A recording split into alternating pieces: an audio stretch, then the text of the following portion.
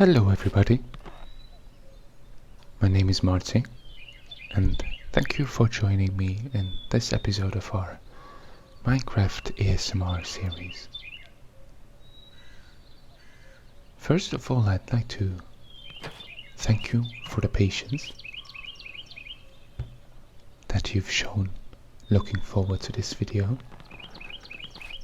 I know it took me some extra time to come up with it and prepare it, but I suppose that just goes to show that life happens even for me.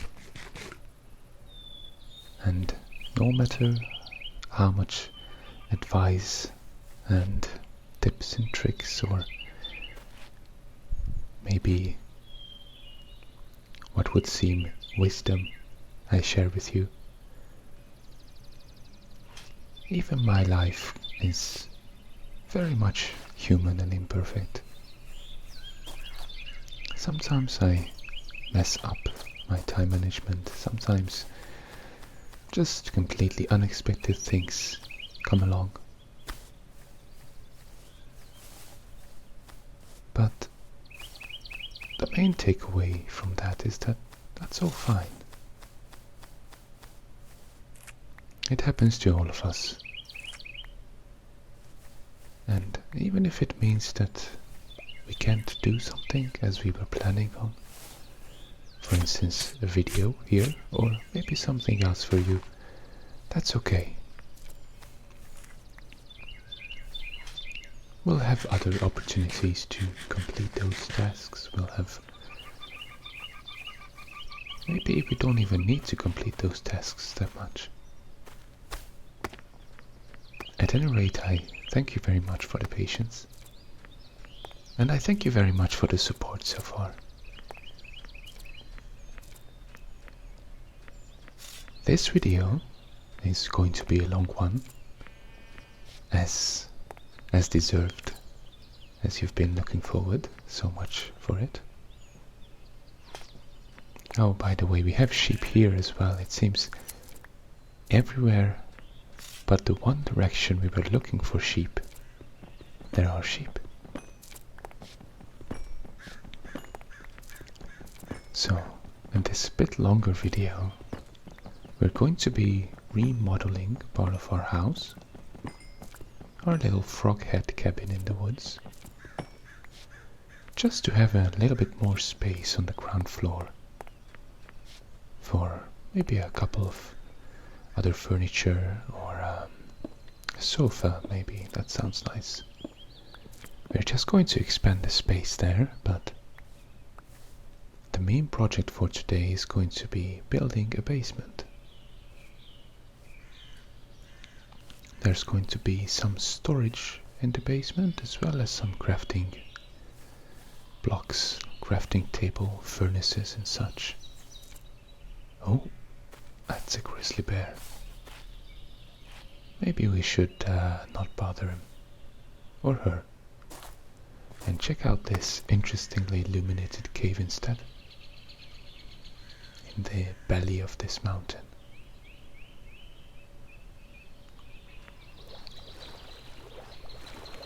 So we're going to be building this basement and also decorating it with a couple of cutesy, wholesome CIT objects and items. Obviously, as with any project really in Minecraft, we're going to need some materials for the basement and the expansion of the house. So we begin with gathering some of them. In the meantime, I'm going to be talking about a couple of topics that I think are interesting and also give us quite some things to talk and think about. I made a little post on YouTube the other day. Not too many votes came in, but that's alright. I believe the one vote we had was for different habits that improve our lives and the lives of of our environment. May that be our family, our friends, our partner in a relationship, or maybe even complete strangers, colleagues, classmates, and so on. As always,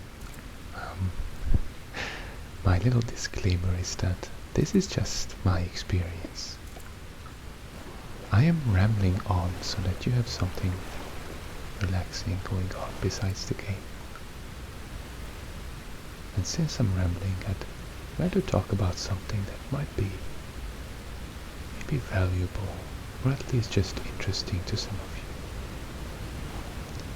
But it never means that I know best, and it never means that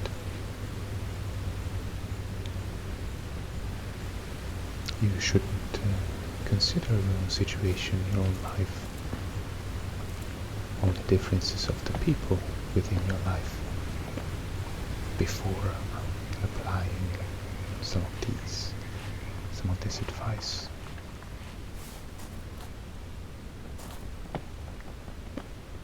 Nonetheless, thank you very much for lending me an ear and allowing me to share what I think about some of this.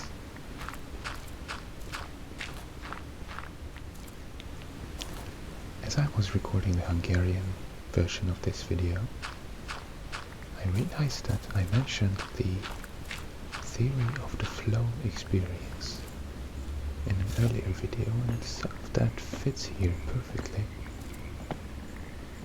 With that in mind, I'm also going to translate and read a part of one of the books from the author, who would be Csikszentmihalyi. That's Michael. In English-speaking countries, Csikszentmihalyi is just a place, so can't quite be translated, other than the fact that it also has Michael within the name of that place. I suppose that's quite interesting. Language and names, I think, are fascinating. Such history within them.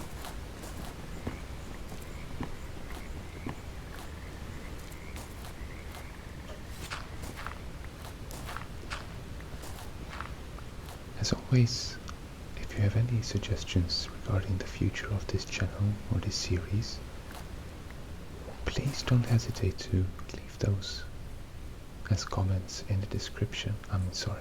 Under the description in the comments of this video. I will be asking some specific questions as well, but for now just feel free to let me know anything that you'd like me to know.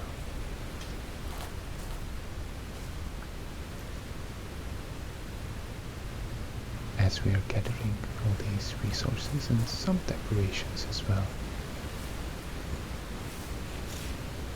let me just begin with the first topic and the first habit that I think is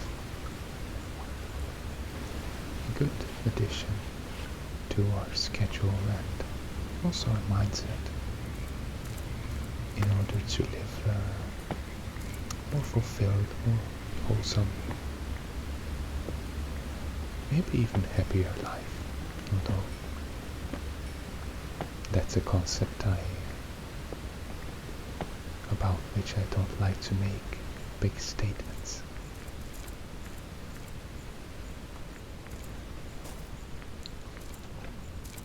So the first habit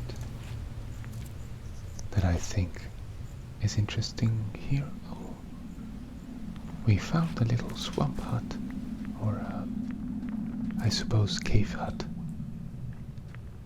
It looks quite tiny, maybe some tiny little elf or gnome or little spirit lived here. We got a bunch of moss blocks, some paper, books. They like to read apparently. Some bookshelves, some glowberries, a lovely collection of amethyst buds, a true treasure. And an iron sword, which, well, we didn't need to use weapons.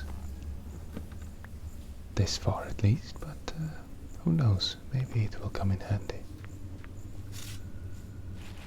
It's even enchanted. Anyway, I'm sorry for getting distracted there, but the first habit is just,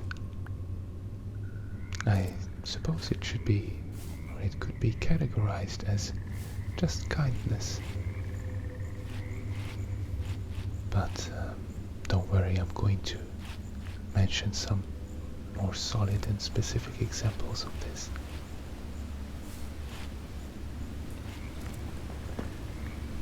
I think kindness in general should be something that's constantly on our, well, I really shouldn't say schedule, this is not something you plan, but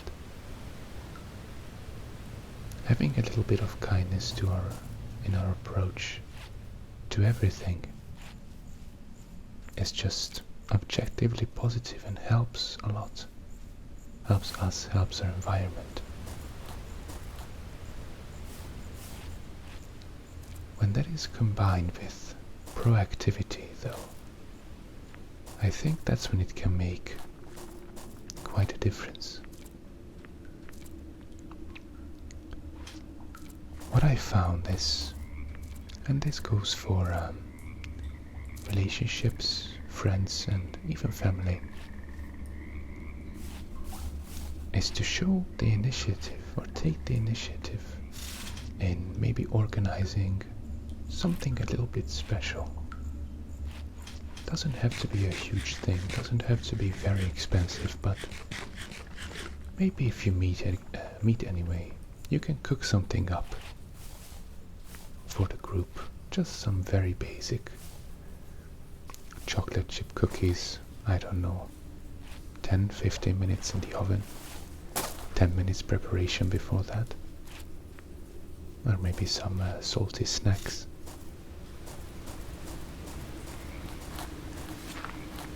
Maybe buy a new card game or board game that you can share with them, and it's the first time that you play it as well, so the excitement and the sense of novelty is shared.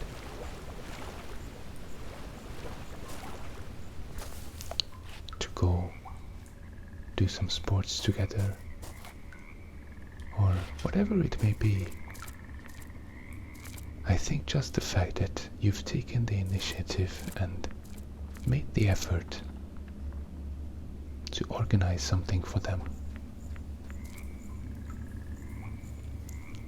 I think would resonate with a lot of people.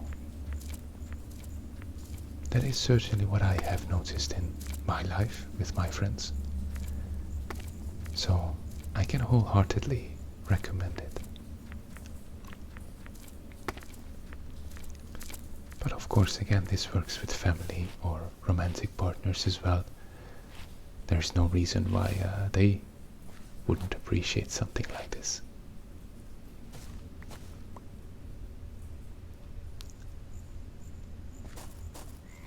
The next, somewhat connected topic would be the same, but with objects.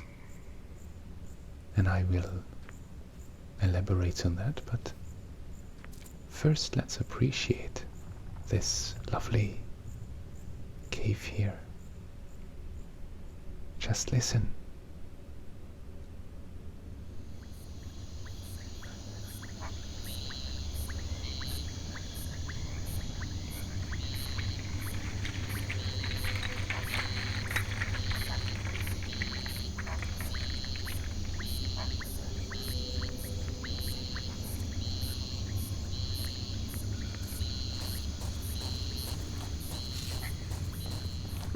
These tiny spores flying around in the air are quite atmospheric, I think.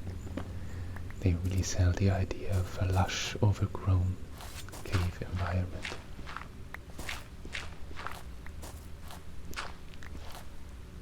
Back to the topic of gifts. I suppose this somewhat correlates with love languages, right? What I just described could be quality time. And of course gifts are gifts, not surprisingly. But again, anything, even something tiny, if it's a surprise, if it's unexpected, can really make someone's day or week, I believe. And this even goes for strangers, you know, just paying for someone's groceries at the store, or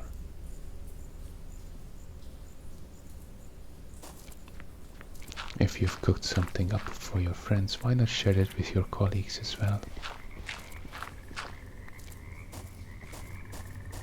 If it's for a partner or someone you know well, you can even craft something a little bit more personal. How difficult is it to put some beads on a thread for someone who loves jewelry? Or maybe just draw something for someone. Write a poem. Something like that. It doesn't even have to be amazing. Just the fact that you put the effort into it already makes it special. And of course it helps a lot if they don't expect it.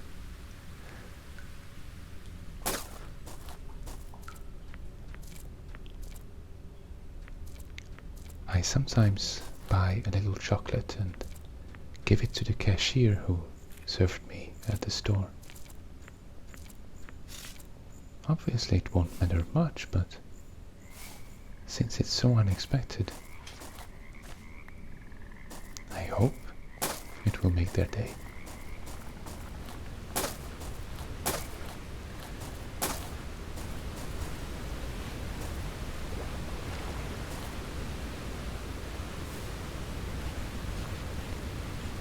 Making some small talk with strangers with whom you come into interactions, I believe, can also be a form of kindness. And that includes cashiers for sure, but it can be anyone. It can be someone on the tram. You're crammed together with them, and instead of just pushing and shoving them to the side, you can maybe share a couple of kind words or make a joke about the comedy of this uncomfortable, awkward situation. Maybe that will help improve their day. And if it improves their day, it's already a good feeling, isn't it? So it might improve yours as well.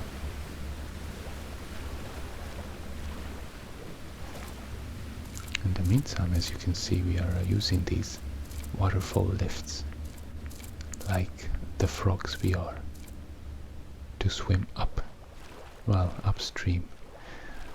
I don't suppose that's the right word, but you can't really swim up a waterfall anyway, so maybe there's no right word at all. That was quite a lucrative mining session, I believe. We're not done yet, but we've already gotten quite some iron and a lot of clay. I initially thought that we'd need many more bricks for what we're about to build, so in this episode I will collect a little bit of extra clay, but it's never a problem to have a bit of extra from this, right? Who knows, maybe we'll build a bakery. We'll need it for all the ovens. Maybe we'll build a railway station and we'll need it for that.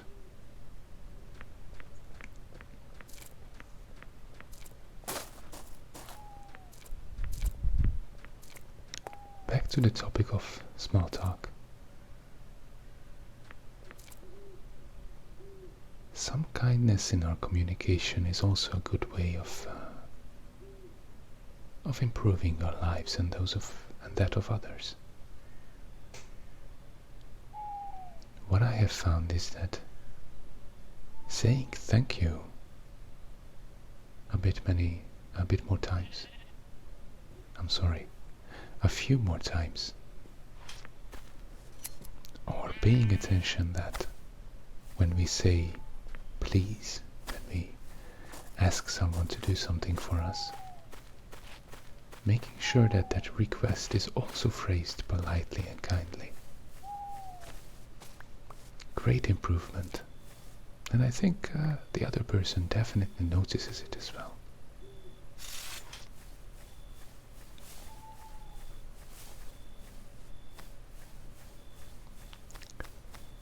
One thing here that I think is a bit risky, or what I would not recommend without limit, is saying sorry too many times. I think saying sorry too many times makes it lose its value, right?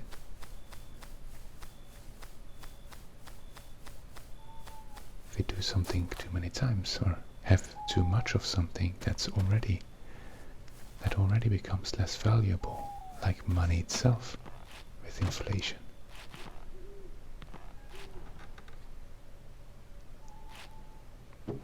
So apologies should really just come in situations when they are truly warranted, right? That doesn't mean that we are unkind.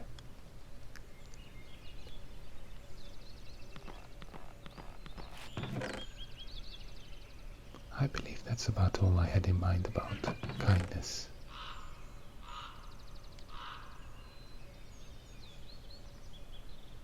It really is less of a collection of habits than just an attitude and approach to things and events and relationships in life. I'm saying some of these things and realizing by how obvious they sound, it's possibly much less knowledge of what we need to do that is missing,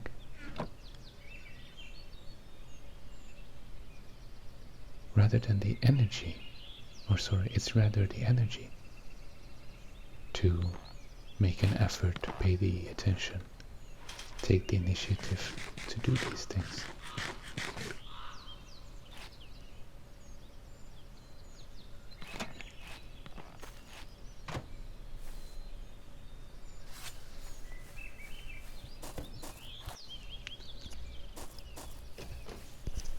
The next thing I was thinking about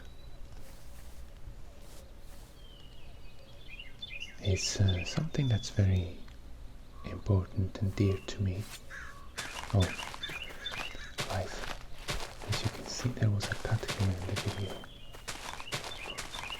I started demolishing this wall of the house to expand it, and in a couple of minutes I realized I was not recording. So my apologies for that. You didn't miss much, maybe it's 3 minutes of footage, but as you can see, I'm working on moving the wall further out toward the lake.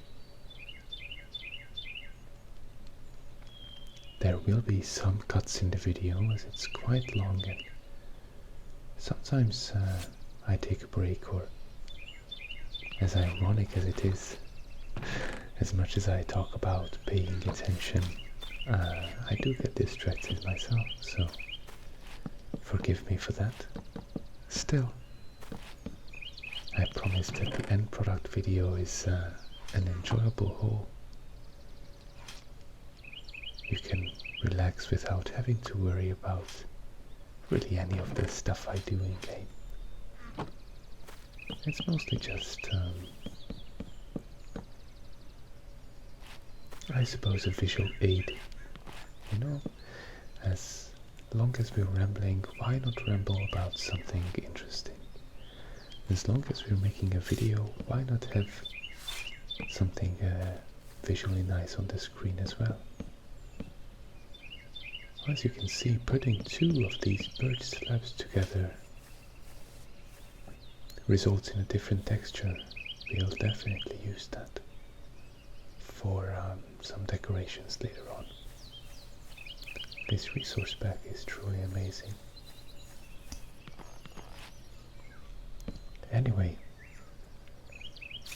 the next topic would be physical exercise and sports. Now, there's many types of sports, obviously, and at first it might sound that it just improves our lives, or maybe not so much that of our environment, our friends and so on, but well,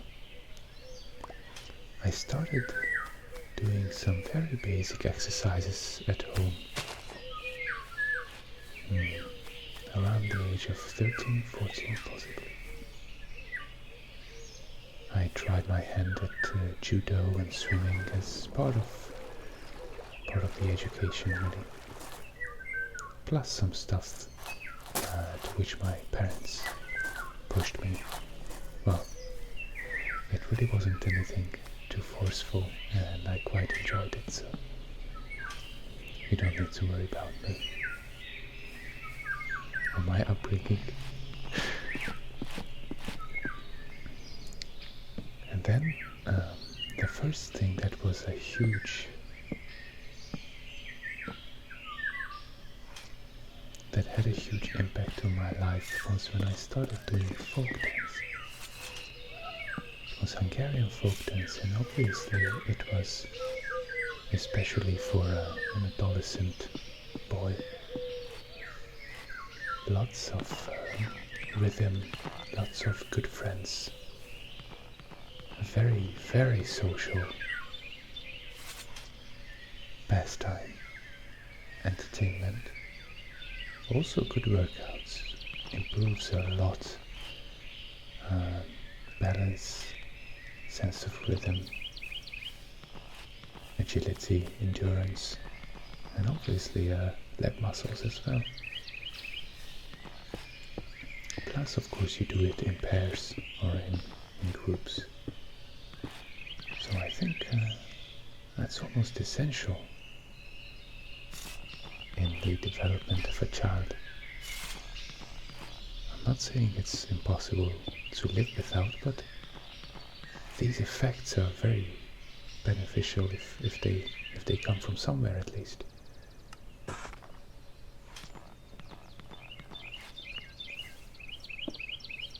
Not only did that really improve my life, but it was something that we did together and everyone enjoyed it. So really we could say that we were improving each other's lives as well. Definitely including all the friends and good relationships I made during that period.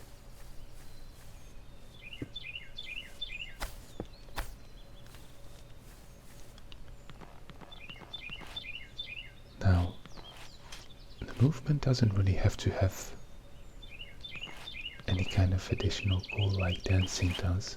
Yeah, maybe goal's not the right word, but I'm trying to bring the topic to working out in general, as in just, strength workouts in the gym.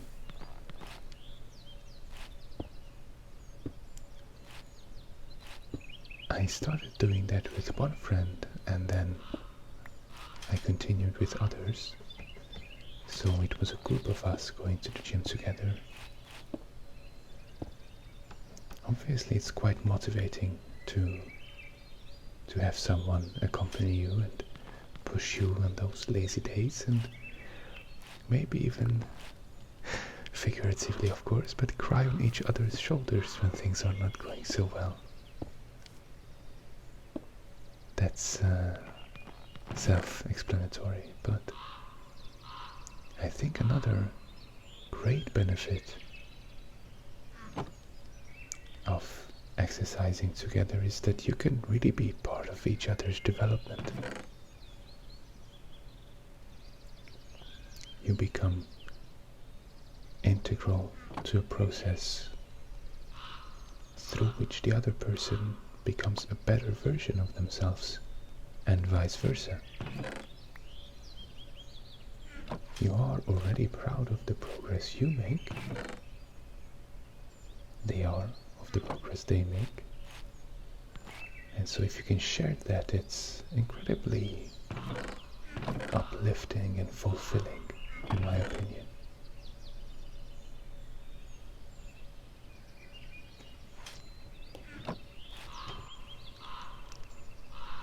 My personal journey in sports went on to more gym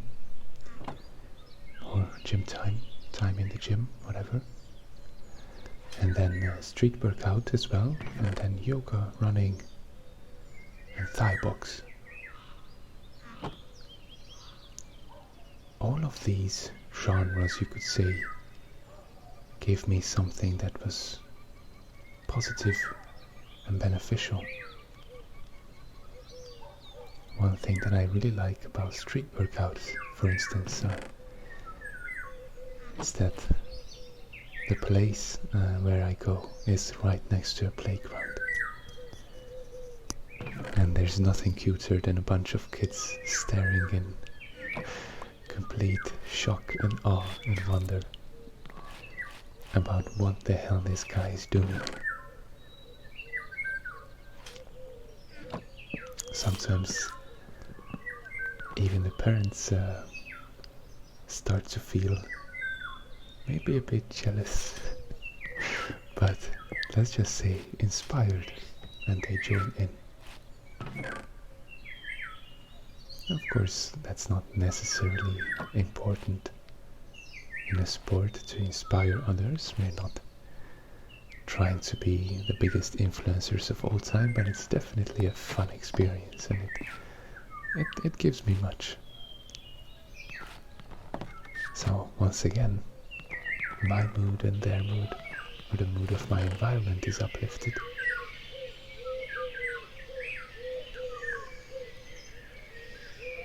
I haven't even mentioned the most obvious effects of sports, which is health.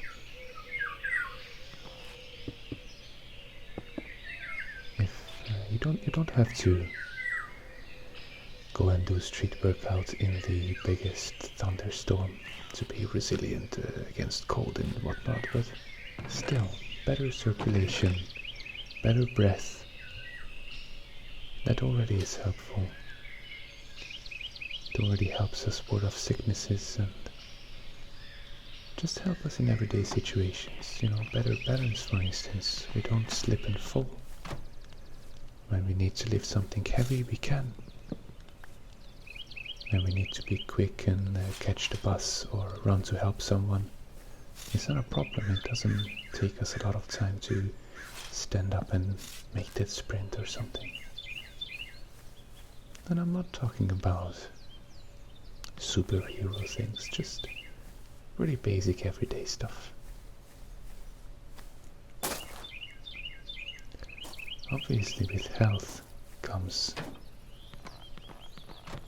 some hormones as well that help us to be in a better mood and are very much, well, they're not fostered, they're produced by physical exercise and movement. So we won't only be healthy, but we'll be feeling better as well, and I suppose feeling better will inevitably lead to more confidence in what we do. There are a lot of intertwined and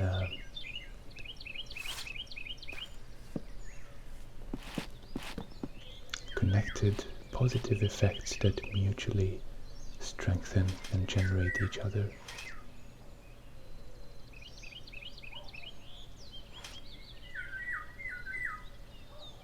And of course, if you can share this with someone, because that's where we started from,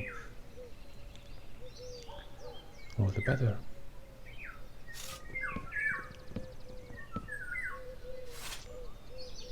So if I really can recommend something, I won't say this genre, that genre, you must go to the gym.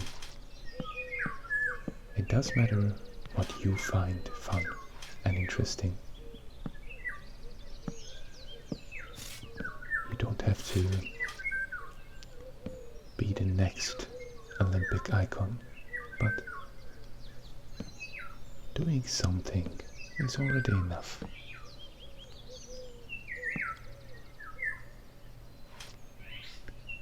Maybe you can let me know in the comments what you started and found very helpful in terms of sports and movement.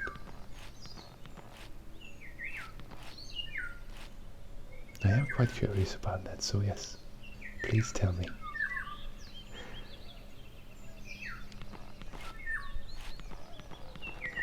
I suppose that's all I can gather about movement and sports at the moment.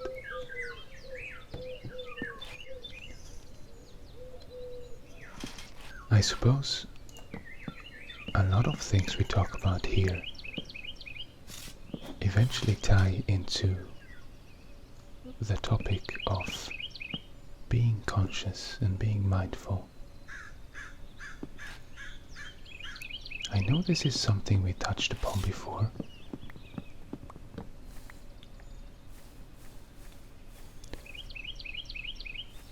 Establishing that just paying attention to something already makes it relaxing, since we're not distracted by the difficulties of everyday life.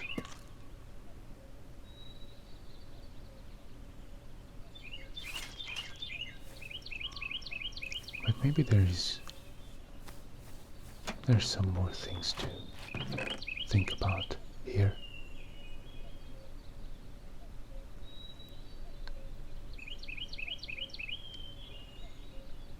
Just like kindness, I think mindfulness is part of an attitude and approach to everything that we should try to implement, integrate into our mindset.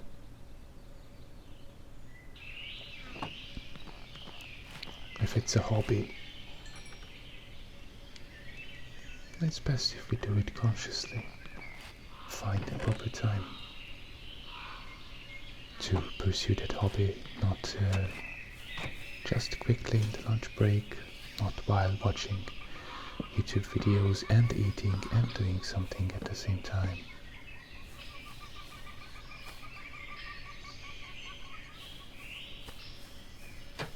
Applies to work all the same. For me, that is quite difficult actually, to keep my attention focused during work. And it's fun, but it's a positive side effect of creating videos, or rather how videos are created, that I can't stand up all the time from in front of the computer. If I'm doing the voiceover or if I'm recording the gameplay, I have to stay there. Even if I'm nervous, I can't pause every 10 seconds. I'm also a stress eater, so it definitely helps me avoid those situations where it's difficult to focus, but maybe I don't have much energy either, so I just keep stressing, I keep being hungry, but then I eat too much, and it's quite a vicious cycle.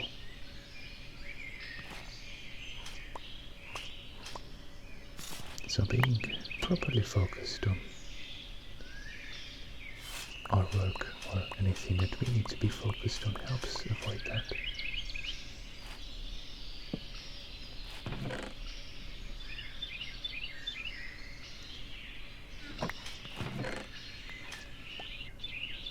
I mentioned in, I believe, the previous video, when we were having that conversation about my ASMR preferences, that I like videos where people pay attention.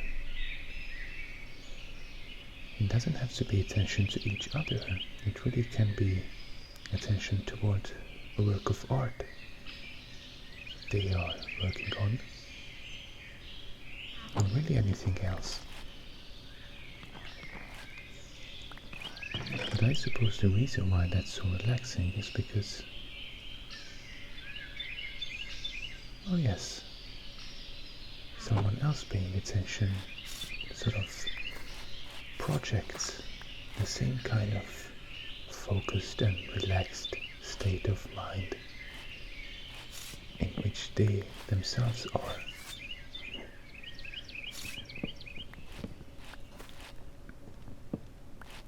I might be going out on a limb here, but that sounds like it could be applied to other things as well, as in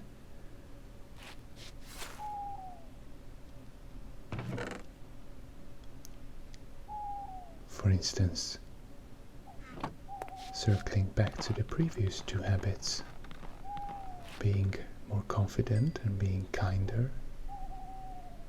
If we are in that state, then that is what we project upon others, so that they may be more confident, feeling better, or even kinder. And if we are not feeling kind, if we are unkind to others, they will likely perpetuate the same things that they get from us. Of course they have some control, but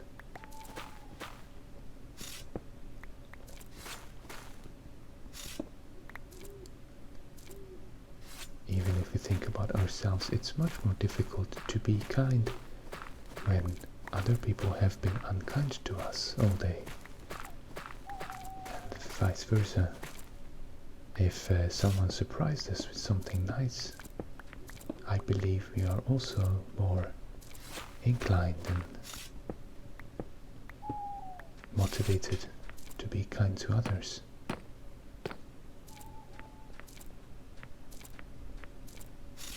That is an interesting example of reciprocity.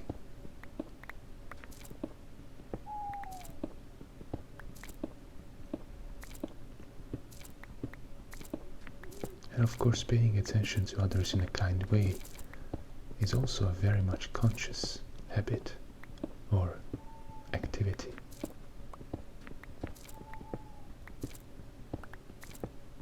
Since we've talked about sports,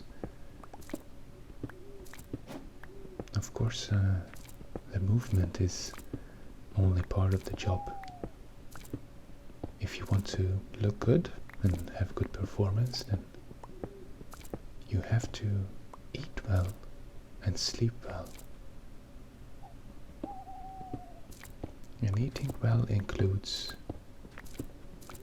the same way as the hobbies, dedicating some time to eat. Instead of 100 different YouTube videos and computer games going on, playing in the background while we stuff our face with some fast food. We can just cook something up ourselves, something homemade, something nice, and eat it in a attentive way. I guarantee that works better for bodybuilding as well.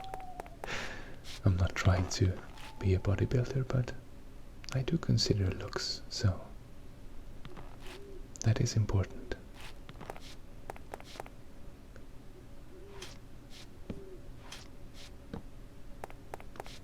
The same way resting can be. I believe resting is often confused with just doing nothing.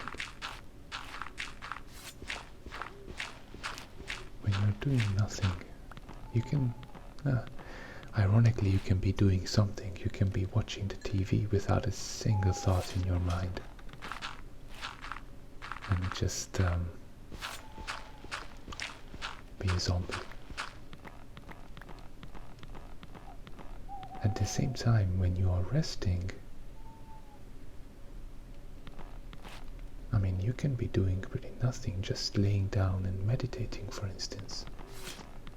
Nothing other than your brain active, and even your brain is just considering the moment and the presence. Nothing external, no goals, no future, no past.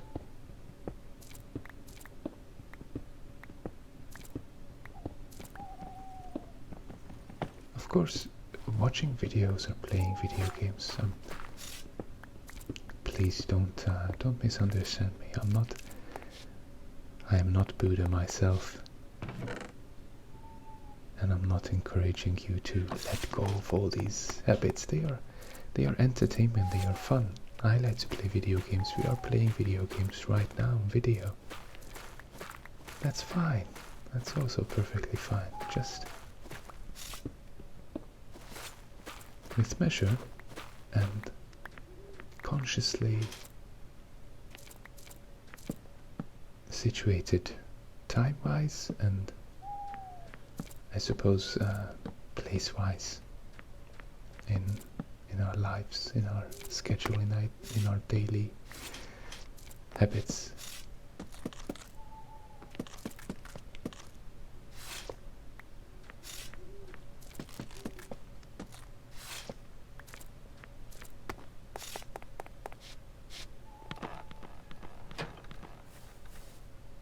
If physical exercise helps us be healthy, be more confident and feel better, then resting does the exact same thing, that's for certain.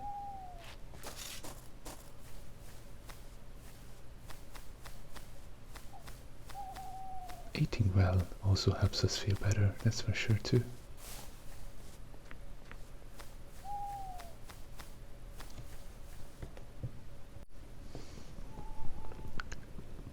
Furthermore, in general, just paying attention to how we are, I suppose, is quite important. Just like in Minecraft and many other games, you can open up a character screen and you can check what you have with you.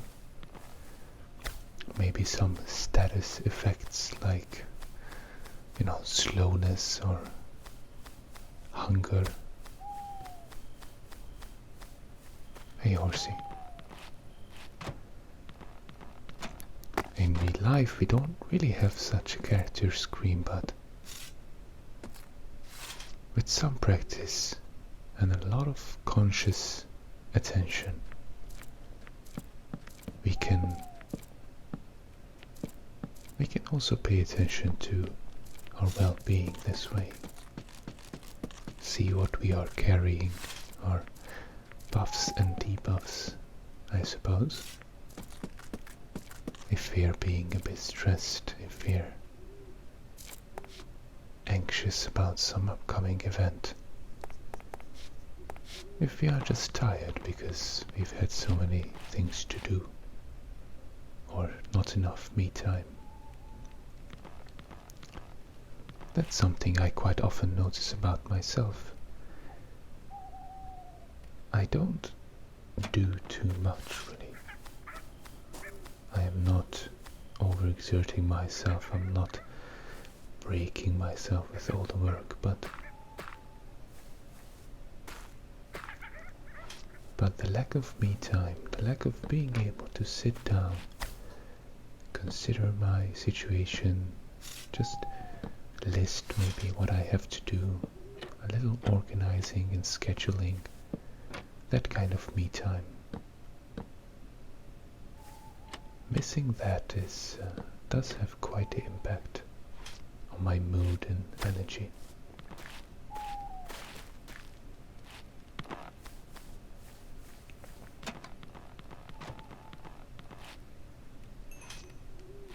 So I suppose this also ties into the topic of consciousness. Consciousness about our own well-being and status.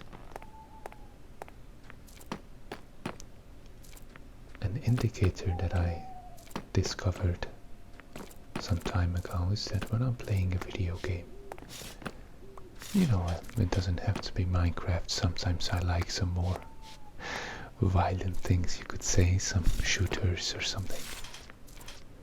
But if I'm playing that game and I get actually upset or a bit angry about some failure within that game, that is a very good sign that something else in my life is not quite as it should be. I used to get upset at video games when I was, well, many years back now, fortunately. I've managed to deal with that habit and find the proper mindset and mechanisms to dissolve that kind of stress.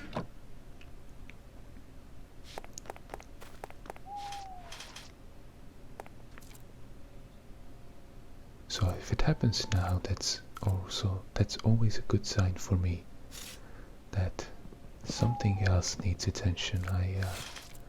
I have neglected another need of my system, you know, my body or my brain. I suppose that's also my body, but you know what I mean.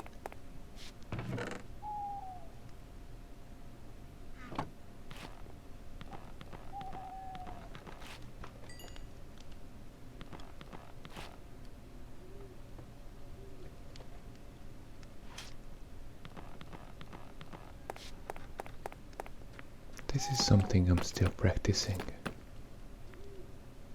But if you've had any success in this area, please do feel free to share. Maybe we can motivate each other a little bit in the comment section.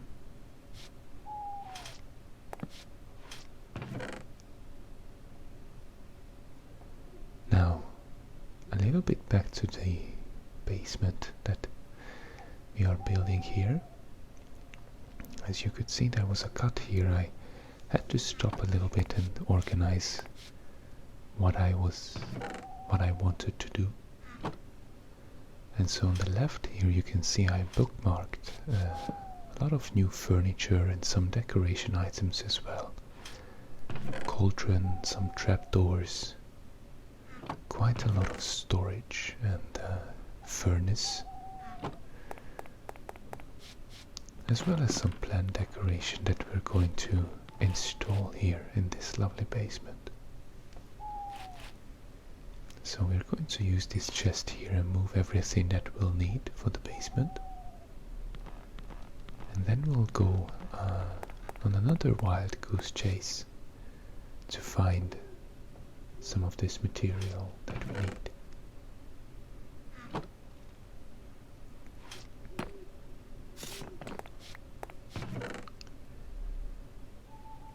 I wasn't quite sure what I wanted to do for this video, so that is why it's a bit misorganized, but we get there.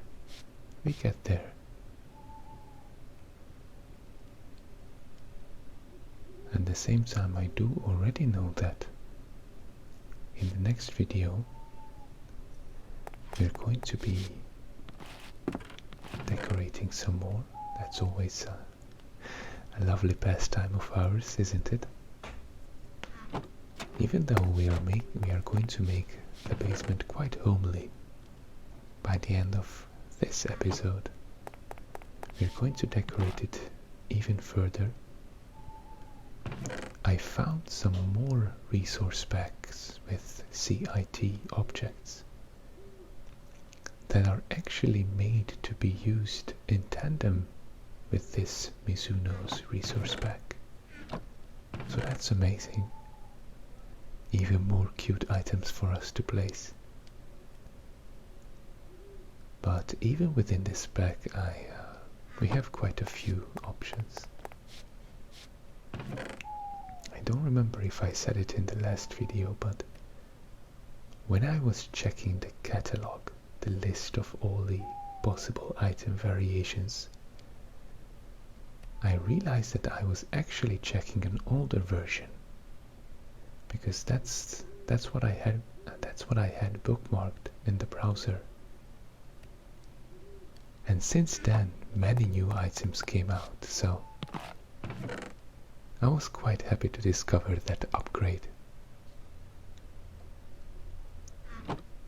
We're going to make use of them in the next episode, and we're not only going to decorate and beautify the inside of the cabin as well as the basement, but we're also going to upgrade the garden a little bit. There's some lovely garden themed items as well, of course, as plants that we can place.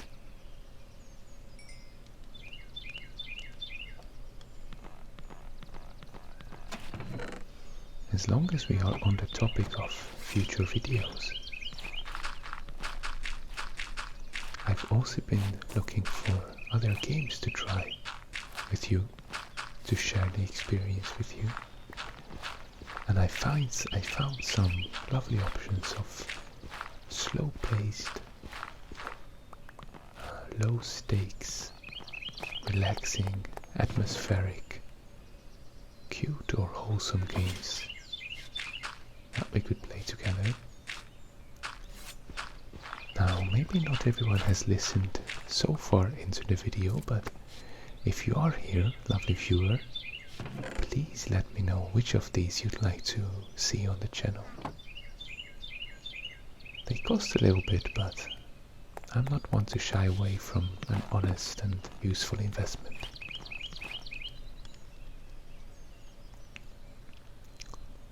So my first, the first find is called Dorf Romantik, with a German spelling with a K at the end. It's a very atmospheric, lovely warm colors and simple shapes village building game with some fields that you know from looking out of the airplane window maybe. It looks like it's not very competitive. It doesn't have a very high stakes, so it would be perfect for this channel. I also found one that was titled Garden Life, a cozy simulator, and it literally looked like a game for raising a garden and tending to a garden with flowers, some small crops, as well as trees, cultivating a greenhouse as well, and in general lots of decoration and some customization, and of course how the garden should look, which is nice. That's important, isn't it?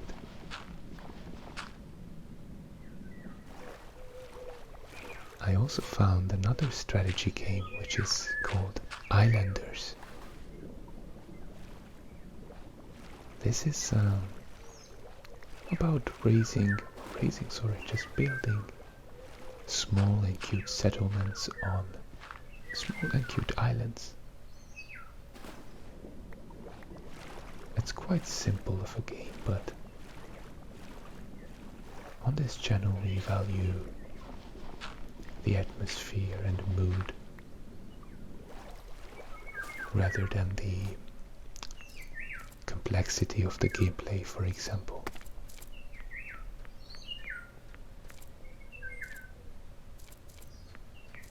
Another game that's not out yet, but one I'm definitely looking forward to,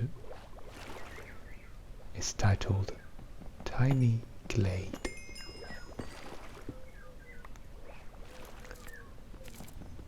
I think even now it's generated quite some attention, even though it's not released yet, but it's a simple and easy game about sort of doodling castles.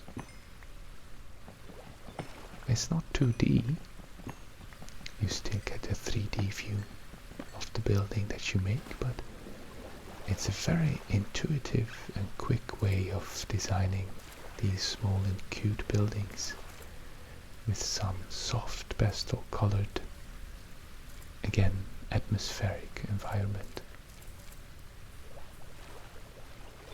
I like how well it's put together. The authors or creators really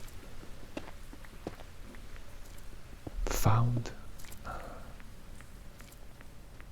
or created a unified whole. Small and simple, but still very polished experience.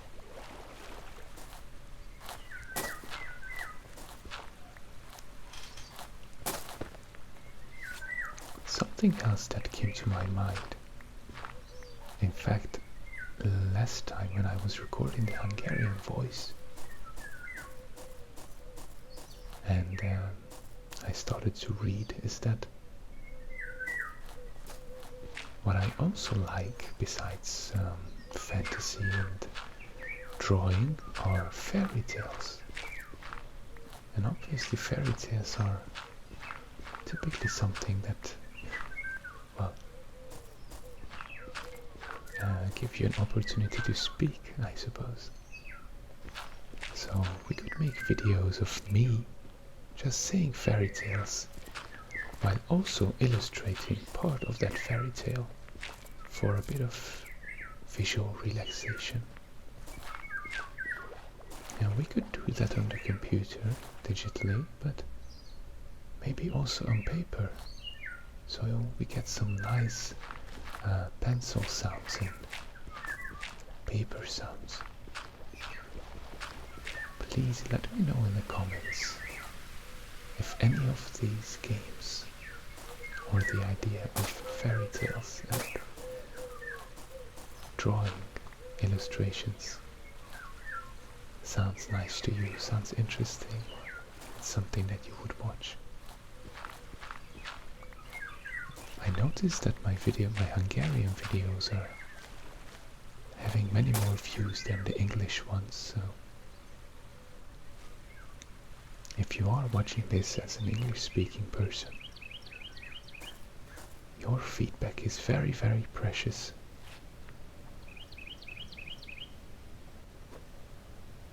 Because I'd like to make videos for everyone. These are the two languages I can reliably and eloquently speak, so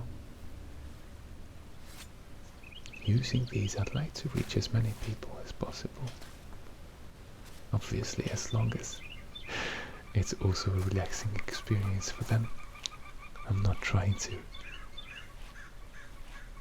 I don't know, sell something here, go up to people on the street to market my videos or tell them to check me out and subscribe.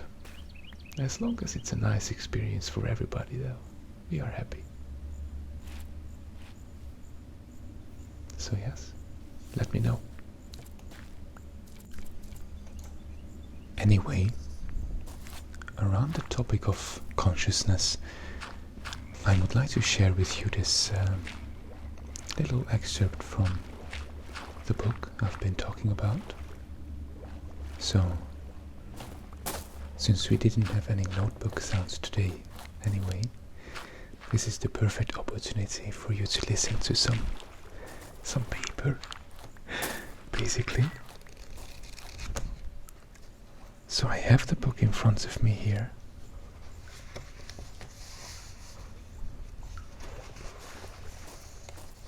It's in Hungarian.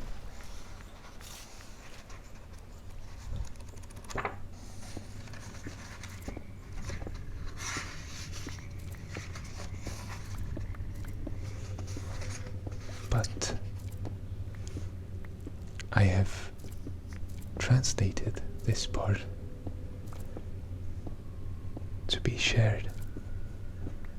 If you're actually interested, I don't know, and if you find anything you didn't hear it from me, if there are freely available versions of this book online. There might be, but even if there aren't, I encourage you to go to a library and look up this author. So this is Mihai Csikszentmihalyi. I would like to pronounce it with an English pronunciation, but I have no idea how that would sound. And it's titled Az öröm művészete, flow a mindennapokban, meaning the art of joy or the art of happiness, flow in everyday life. So now, if you excuse me, I will not read from the book, but switch to this screen, because that is where I have my translation. And let me just share this part. We're going to begin with the end of a section here.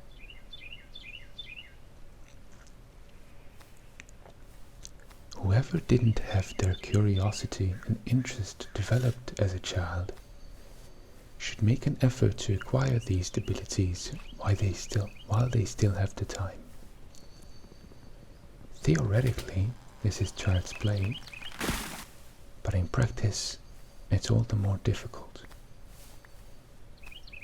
The first step is to practice executing our tasks, not out of bare routine, but with concentrated attention and professionalism.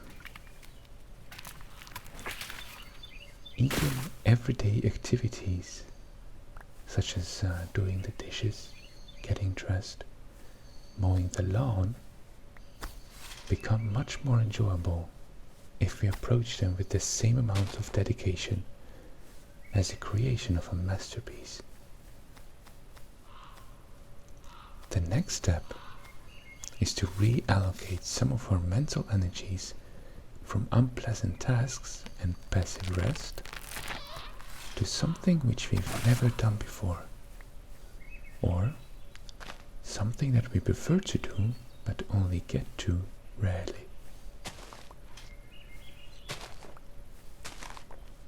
There really are a million interesting things worth observing, doing, knowing. Nothing, however, becomes truly interesting if we refuse to pay attention to it. I quite like this part, but let me go on a bit further. I think this ties in very well with what we've been discussing here about attention and mindfulness or consciousness, conscious effort. Of course, many deny the utility of this advice, having so many responsibilities that they could never spare the time for something exciting. Nowadays, it's very much fashionable to complain about the lack of time, but mostly this is just an excuse to avoid having to get a hold of the reins. How many truly important things do we have? How many duties could be less exhausting if we once spared some energy to set up an order of priority, to schedule and organize the routines that shred our attention? Letting time slip away from our hand is a good way to make sure not to actually have any at the end of the day. We must learn to manage it in a smart way not only in order to acquire security or wealth in the future, but to enjoy life here and now.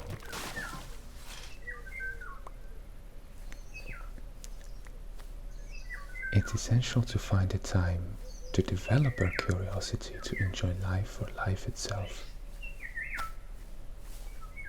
The other extraordinarily important resource is our mental attention. We must not allow external stimuli to grab our attention and drag it around, but rather we must direct it consciously. This ability is connected to interest and curiosity through the mutual urges and feedbacks. And this is the part I quite like. Whatever interests us, we pay attention to it. To whatever we pay focused attention is bound to be interesting. I think that's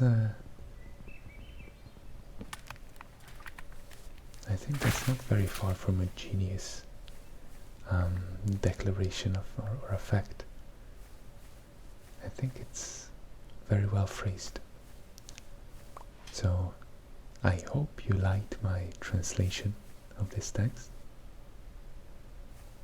and I hope you liked the text itself, the content. It's helped me a lot. This book actually, not this part of the text, but this whole book helped me a lot in my job, where I still find it challenging to focus my attention, but it's gotten much better. It's gotten much better from the sense of fulfillment and the sense of productivity as well. Even if I'm not doing more, or if I'm not doing different things, how those different things are organized and how satisfied or accomplished I feel because I'm doing them is maybe even more important.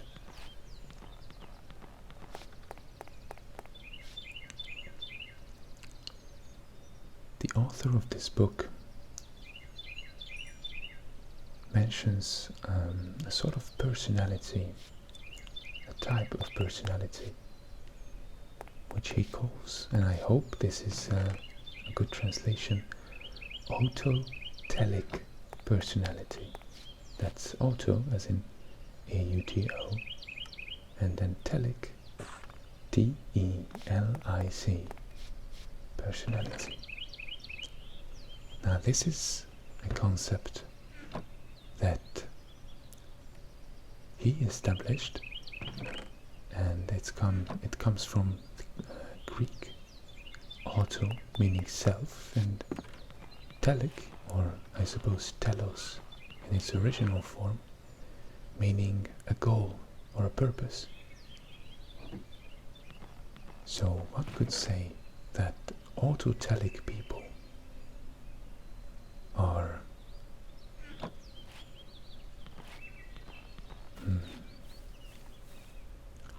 I don't want to give the impression that this is somehow connected to being self-absorbed or self-centered in an unhealthy way, because that's not what this is about. But autotelic people are the ones who know how to do something for the thing itself. As in, there's no external goal like money.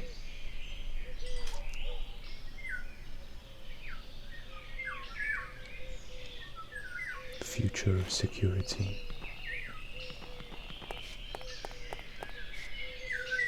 Or maybe even a power dynamic, just because someone told you to. Anything like that. There's no external goal there. But these people know how to do things just because those things are what they are. If they are doing a sport, they don't aim to be the best. They just enjoy the moment itself. They enjoy the strength of their body. They enjoy seeing the results, that they can pull themselves up, or they can do that, I don't know, 50th push-up. And they enjoy being within that experience. I don't want to say that this is somehow a universal or mandatory thing.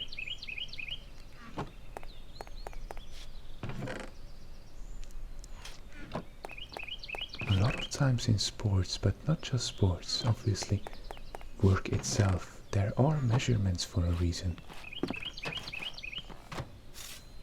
I can't say I'm doing a good job if I enjoy it, but the numbers aren't there, or all my colleagues are unhappy, or maybe I'm a nuisance to work with, right? There are still goals and indicators that we have to comply with, and that's not a problem. I don't think this excludes the fact that we can pay conscious attention to what we are doing.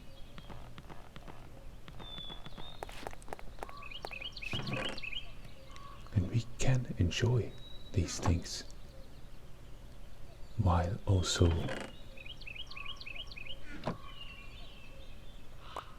doing well in them from an external standpoint. But according to the author, these people who understand autotelic attitude or approach to things, who have these personality traits, they are much more likely to not succeed in life, or not even be happier, but to live a more diverse, more wholesome life, and yeah, of course, to feel better at the same time about their lives. As we have talked about around the sports topic, there's a lot of these positive effects that reinforce each other and tie into each other. Maybe not always in a very obvious way, but we do notice the benefits here and there, now and then, every once in a while. Maybe we don't even realize that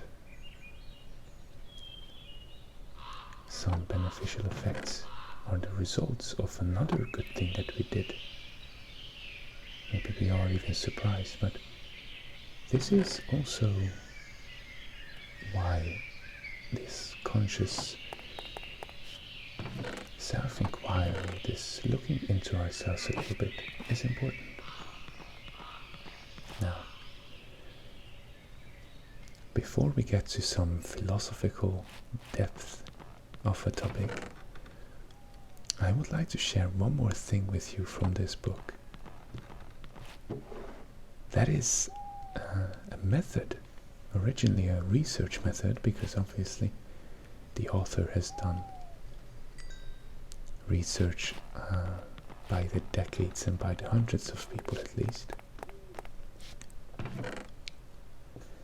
I believe, let me check if it's here on this book. Yes, he's a professor and former head of the psychology department of the University of Chicago. So he's a pretty smart guy, I would say. But that's not the point here.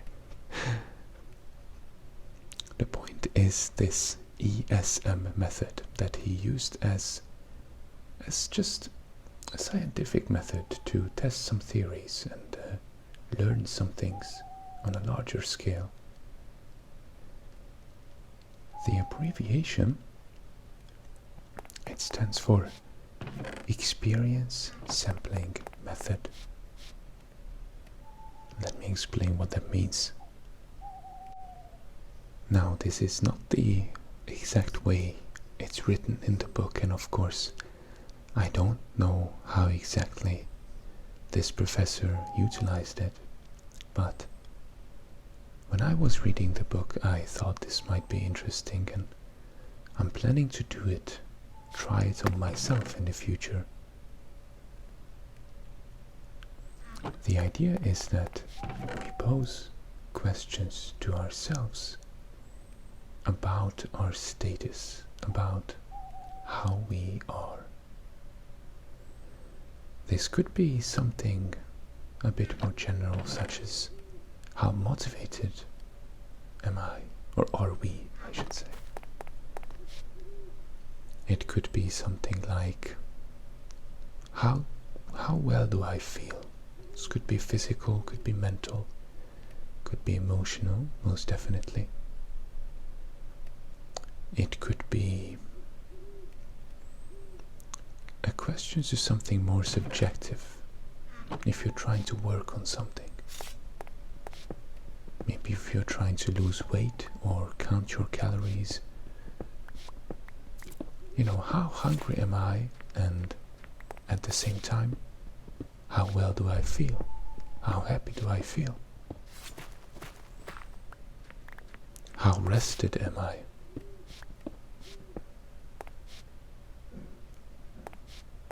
The idea is that we would pose these questions to ourselves regularly, and preferably at similar times during our day, and then do it for weeks, but rather months. At the end of this project, we would compare the answers that we've gotten from ourselves and check a couple of things. So, if you're counting your calories, you might notice that you always felt hungry when you were stressed. This would definitely be true for me. A big stress eater myself. Or you might notice that you were very sad every time that you had to go to work. Maybe you were very frustrated or tense and upset when you came home, because even though you might not have realized it, there was something going on back home that upset you. Of course, this is not, again, a universal method, but if we find it difficult to establish some things about ourselves, that some statistics really, I know it sounds very scientific, not very human, but science can be human.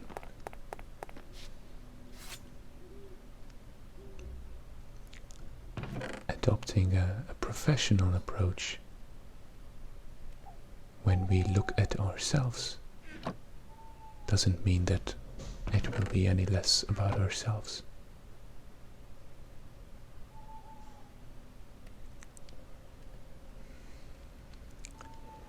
If any of you have tried this method, or you're planning to try it, please do let me know about it. It would be amazing to hear some experiences with this method. And of course, if I'm doing it and you're doing it, we can be part of each other's development, just like what we discussed with working out together. It would be like a common shared workout journey. I would love to work out with you as well, but I suppose there's less chance for that, especially with people speaking English.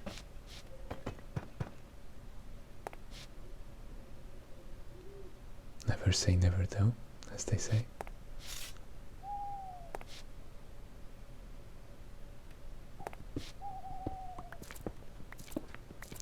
At any rate, please, if you're interested, do look up this method before starting it, because obviously I'm no psychologist.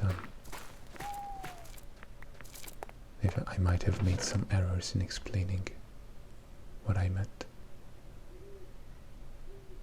But the usefulness of it, I don't think it can be denied.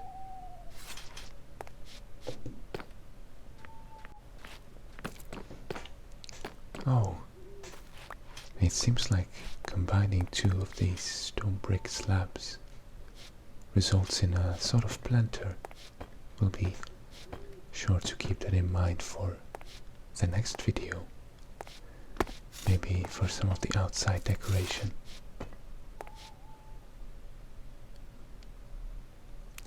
So as you can see, we're just finishing the structure of the basement here with some stone brick walls. Being a little bit misorganized as always.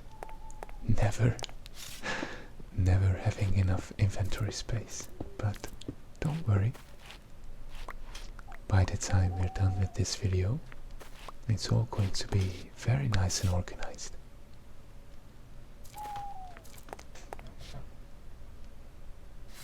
There's a little bit of I suppose a hole at the top edge of the basement where we expanded our house and hit the side of the hill. But I think that actually looks good. It's almost like those half subterranean flats. Not sure what's the proper English word, but you know how they have those little windows on the top of the wall if we are looking at it from inside of the room.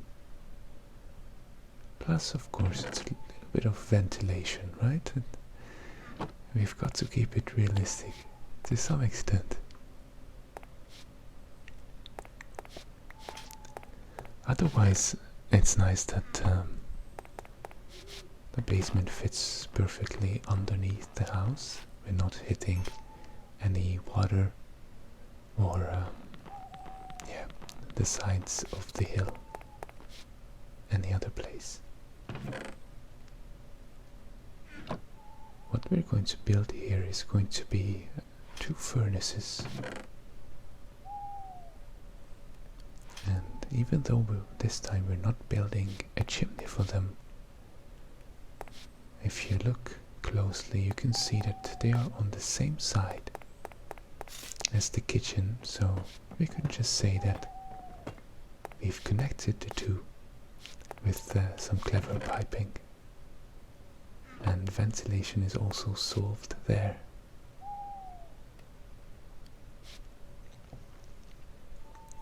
As usual, because light adds a lot of authenticity to any build, I'm going to use 2 campfires that produce some light and smoke as well, to really convey the idea of 2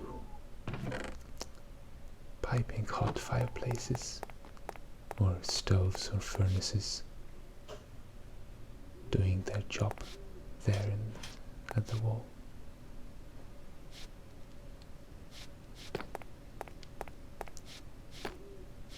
Strangely enough, as relaxed it can make me to make videos for you, and of course being unable to stand up and walk around and be very stressed, it's true that I still get distracted easily.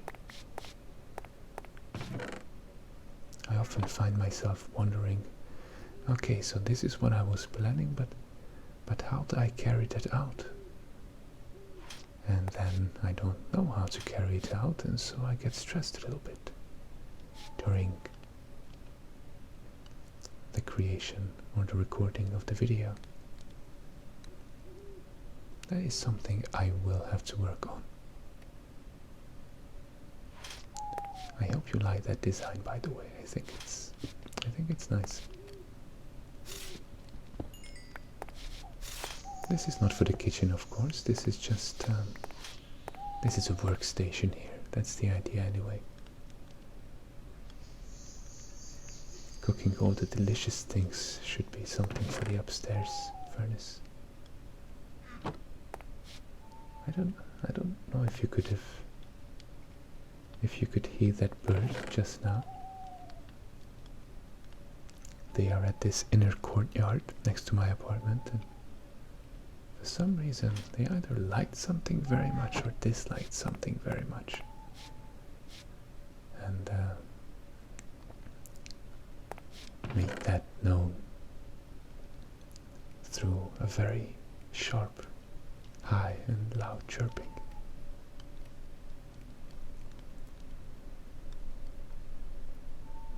It's getting quite warm here by now, around 25 degrees and in the sun above.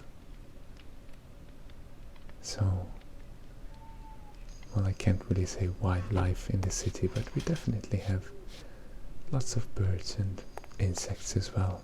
Mosquitoes are also appearing. Well, it is what it is. I always try to be nice to them as well. If I find a mosquito, I try to send them out the window, but of course, if I find them on me, then I have the reflex to do something else to those poor mosquitoes. Well, that is also what it is.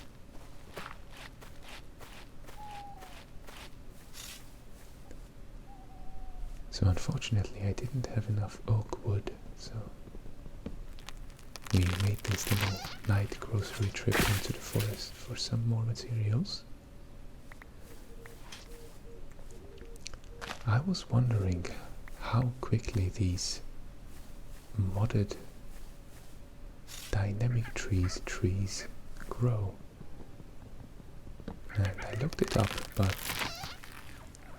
I couldn't really find any information about them growing any slower or faster than normal.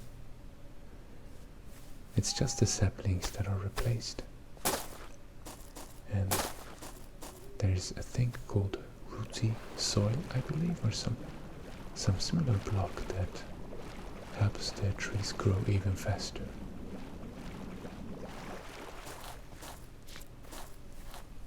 I would just like to make sure that when we cut down so many trees, we can also substitute them and keep the forest, well, remain a forest.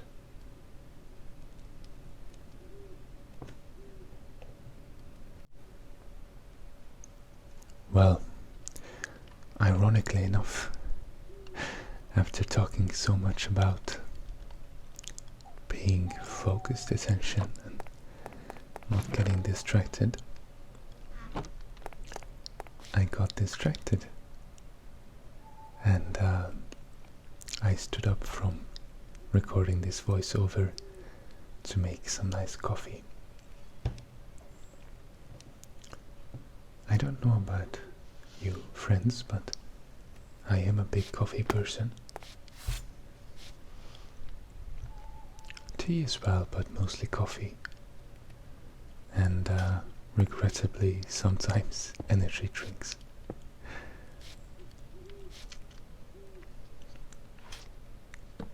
But of course coffee is special. You can have it hot, which makes it a much more preferable alternative during the winter. Now that it's getting cold, now that it's getting warm, we can also enjoy the coffee with ice, so it still holds its merit. Actually having a coffee in that basement with that nicely set up little bookshelf listening to the crackling of the furnaces. That would be a very nice experience as well, wouldn't it?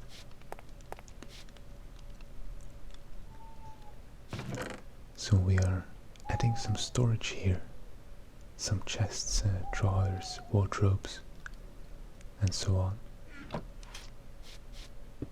Of course, the bookshelves and some shelves of the good old-fashioned trapdoor design.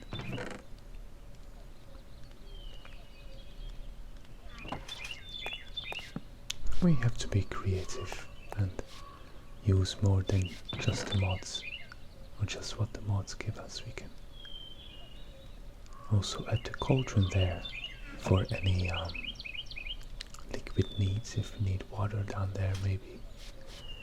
If one of the furnaces got a bit too wild, or I don't know, to mop up if the floor gets dirty and all the intense crafting that we do.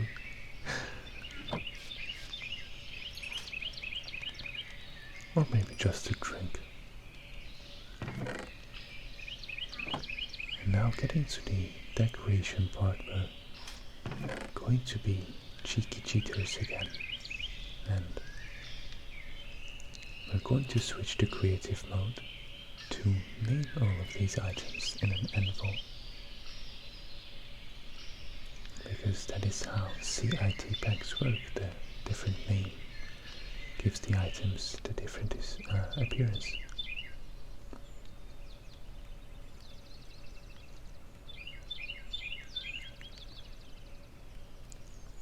So we are going to add some glass bottles. We can say they hold maybe medicine, maybe some tinctures and chemicals that are necessary for our crafting, maybe some dyes to color a bunch of things that we make down there. Carpets, banners, curtains, some cushions for the sofa we might put on the ground floor. We'd like them to be nice and colorful.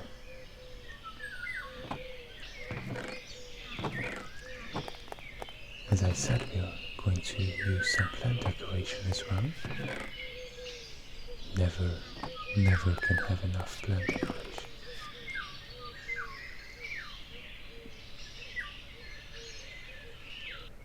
Oh, that's right, the flowers on my...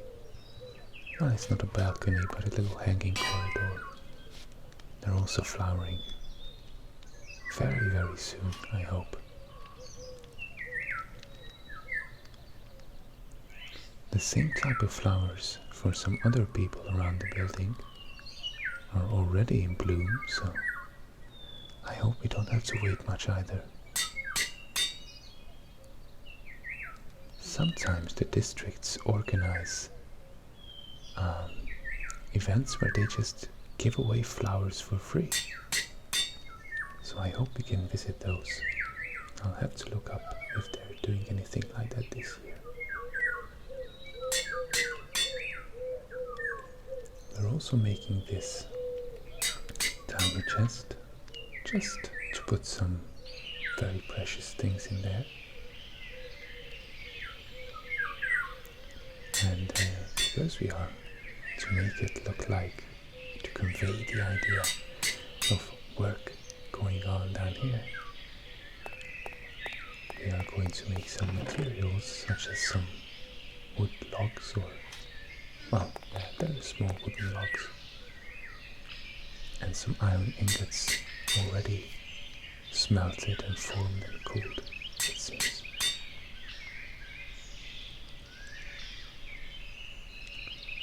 Then we are going to put some more books next to the bookshelves in a sort of free manner. And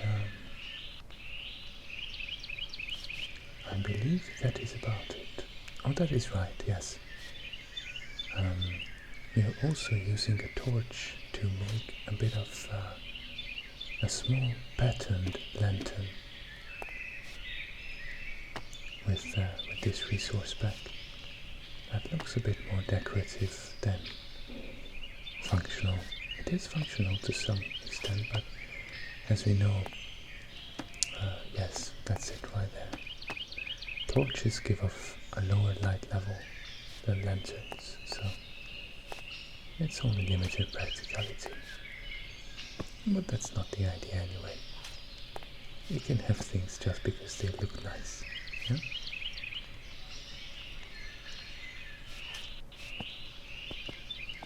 There's still boxy grass, or whatever plant we'd like to call that. Just finding proper, best looking rotation. Some glass bottles right there. And of course we can't forget about these books that looks nice and lively, sort of falling on each other. A domino effect. One more thing we forgot is another item frame, so that we can put this hammer and, well, it's either a chisel or a screwdriver. So we could put those right above the crafting table for easy access. We're going to keep that crafting table up here if we need it in a hurry. But what remains now is to move all these materials into the newly set up chests and drawers and wardrobes and whatnot. So there we're going to go with a similar system. This left side is going to have everything inorganic. So that's dirt, even though one could argue there's a lot of organic stuff in dirt, but it will fit in here. A lot of cobblestone, some stone bricks, mossy cobblestone, basic stone, and the fired clay bricks that we made earlier. And all their forms and varieties, slabs and walls and stairs.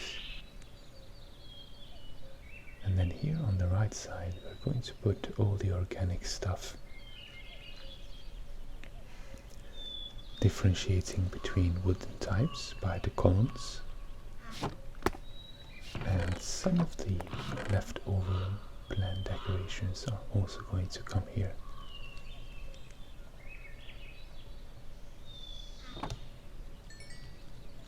As well as I think the wool as well.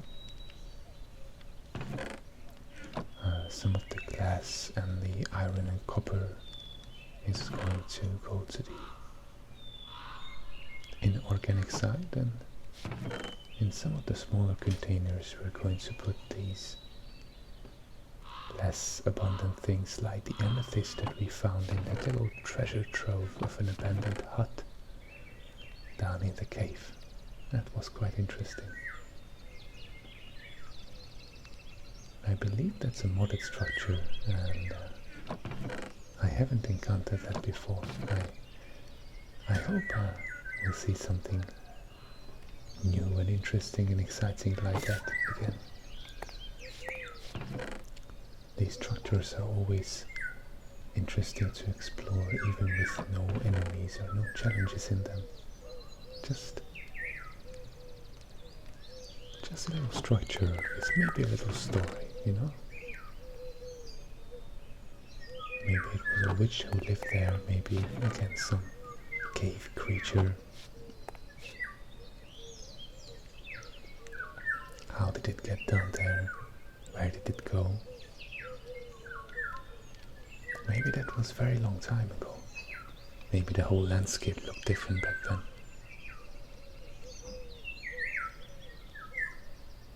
What did this character do down in that cave? Were they evil? Were they nice? Well, that is up to us to decide and maybe tell that tale, that fairy tale.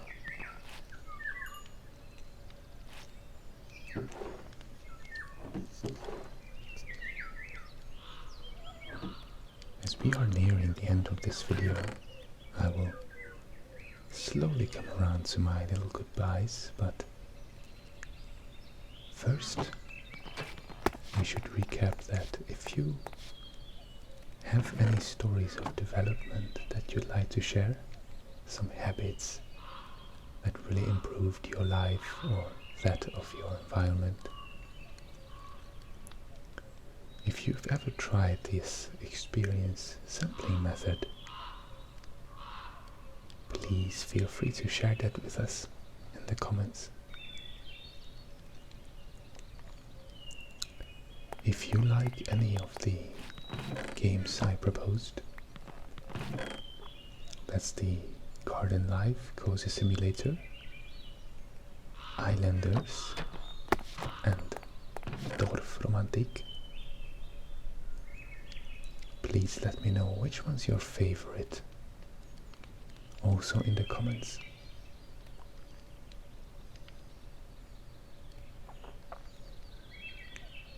I believe that was everything that we discussed, but of course anything else you have to say about the video, I appreciate that dearly. Don't forget to like and subscribe. Every bit of support helps a lot to keep this channel going. I am doing it because I love it,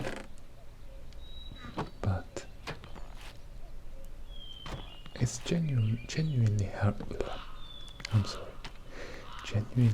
heartwarming to see even 50 views, even one view. It's nice. It's the knowledge that we have successfully brought relaxation and calm to someone. And of course, the faster we can grow together, the more people can find these videos and join us in these relaxing experiences. So thank you very much for any kind of interaction with the video. Our basement is ready.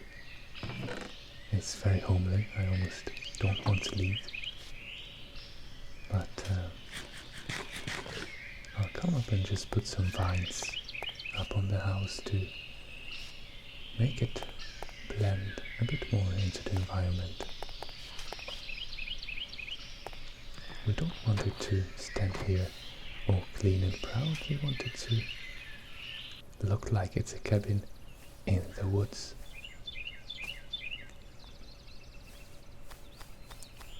I'm just going to let the rest of the video play out.